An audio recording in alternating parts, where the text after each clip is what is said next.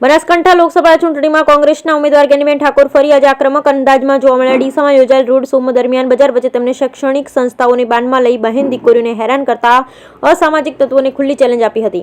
ગુજરાતમાં ત્રીજા તબક્કાનું મતદાન 7 મેના રોજ યોજવાનું છે, જેને હવે ગણતરીના દિવસો બાકી રહ્યા છે. ત્યારે કોંગ્રેસ અને ભાજપ બંને પક્ષ દ્વારા પ્રચાર કાર્ય જોરશોરથી શરૂ કરી દેવામાં આવ્યું છે. ભાજપ દ્વારા 1 મેના રોજ વડાપ્રધાન નરેન્દ્ર મોદીના બનાસકાંઠામાં જાહેર સભા યોજાશે. જોકે કોંગ્રેસમાંથી હજુ સુધી કોઈ સ્ટાર પ્રચારક બનાસકાંઠામાં જાહેર સભા જાહેર થઈ નથી.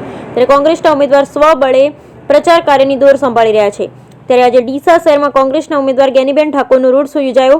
ડીસાના એરોડ્રામ 4 રસ્તા આગળથી જ્ઞાનીબેન ઠાકોર ખુલ્લી જીપમાં કોંગ્રેસના આગેવાન સાથે નીકળતા મોટી સંખ્યામાં બાઇકો અને ગાડીઓનો કાફલો રોડ શોમાં જોડાતા સમગ્ર શહેરમાં ચૂંટણીનો અલગ પ્રકારનો માહોલ ઊભો થયો હોય તેવા દ્રશ્યો સર્જાયા હતા.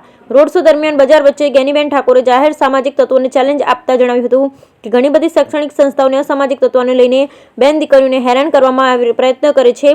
આવા તત્વોને જ્ઞાનીબેન ઠાકોરની બજાર વચ્ચે ચેલેન્જ કરે છે. મહેરબાની કરજો, કુદરતના ઘરે દેર છે અંધેર નથી, તેમને પણ પહોંચી વળવા માટે કોઈને કોઈ સક્ષમ છે. ની વાતને ધ્યાનમાં રાખી હું તમને ખાતરી આપું છું, બેન દીકરીની સુરક્ષાની વાત એમાં જ્ઞાનીબેન ઠાકોરને ભૂતકાળમાં ક્યારેય પીછેહટ કરી નથી અને ભવિષ્યમાં પણ ક્યારેય પીછેહટ કરશે નહીં તે વાતની ખાતરી અપાવું છું.